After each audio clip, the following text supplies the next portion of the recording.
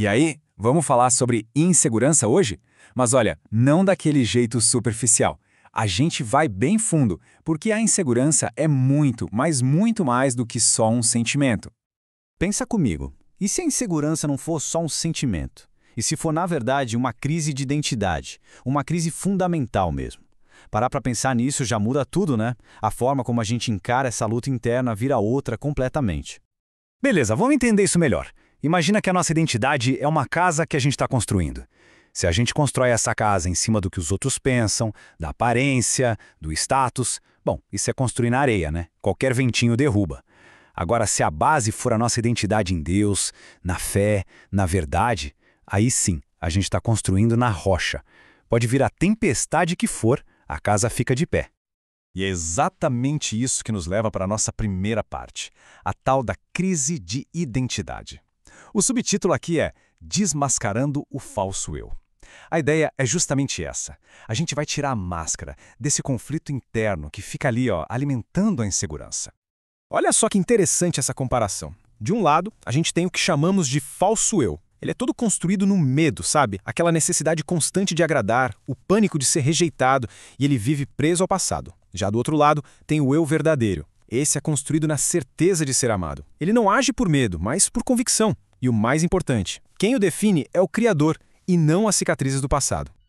Tá, mas e aí? Como é que a gente começa a construir nessa rocha? É isso que a gente vai ver agora na segunda parte, construindo sobre uma rocha. E o segredo aqui é o poder da autoconsciência na fé. É aqui que a coisa começa a virar de verdade. E o ponto de partida, o primeiro passo para essa liberdade toda, está aqui, em Gálatas 3, versículo 26. Todos são filhos de Deus, mediante a fé em Cristo Jesus. Entender e aceitar essa verdade. Isso é o primeiro ato de rebeldia contra aquela vozinha chata da insegurança. Isso nos leva a um conceito muito prático, que é a autoconsciência bíblica. Pensa nela como uma espécie de inteligência emocional, só que aplicada à nossa fé. É aquela capacidade de dar uma pausa no meio do dia e se perguntar, peraí, eu estou agindo com base no medo ou na minha convicção? Quem está no comando agora? O meu falso eu ou o meu eu verdadeiro?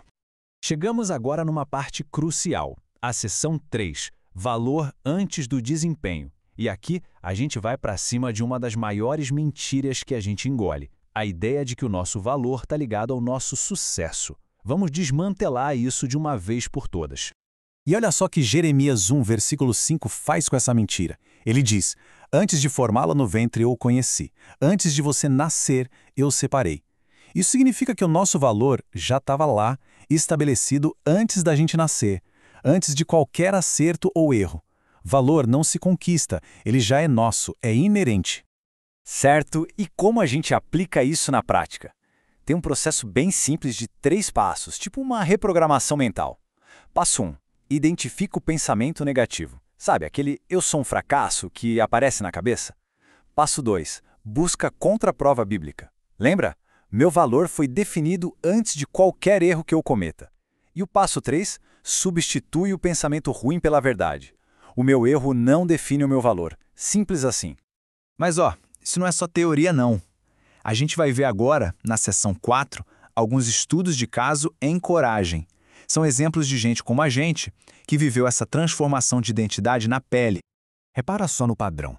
Pega Moisés. Ele se achava péssimo para falar em público e incapaz, mas Deus o viu como líder e libertador. Ou o Gideão, que se sentia o menor de todos, e Deus o chamou de guerreiro valente.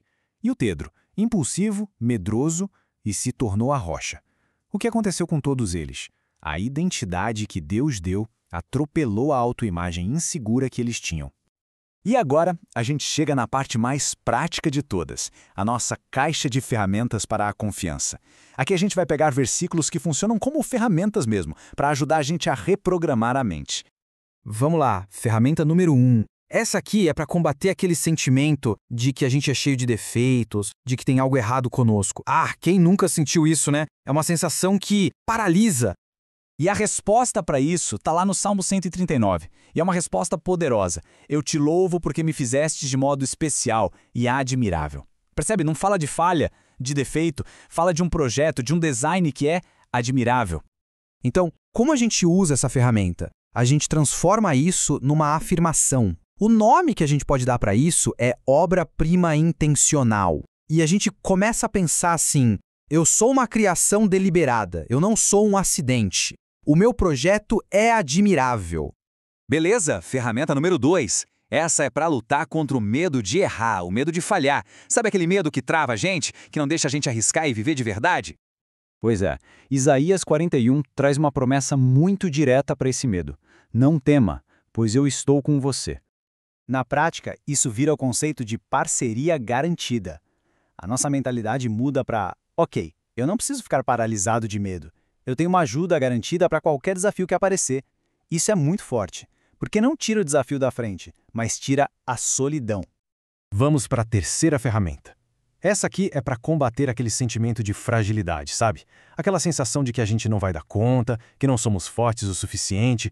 Todo mundo sente isso de vez em quando. E olha a verdade que a gente encontra em 2 Timóteo para lidar com isso. Deus não nos deu o espírito de covardia, mas de poder, de amor e de equilíbrio. Presta atenção. Poder, amor e equilíbrio. Esses são os nossos recursos internos. Isso nos leva ao conceito de força inerente. A gente pega isso e transforma numa afirmação poderosa. Não sou uma pessoa fraca. Recebo poder para agir, amor para me conectar e uma mente equilibrada para decidir. É praticamente uma declaração de capacidade, né? E para fechar nossa caixa de ferramentas, a última, para nos ajudar a arrancar o rótulo de vítima. É aquela virada de chave, sabe? Deixar de ser alguém para quem as coisas só acontecem e passar a ser alguém que tem poder para superar as circunstâncias. E tudo isso nos traz a uma pergunta final. Se a insegurança se alimenta de mentiras, a confiança se constrói sobre a verdade. Então a grande questão é, sobre qual verdade cada um de nós vai escolher construir o dia de hoje?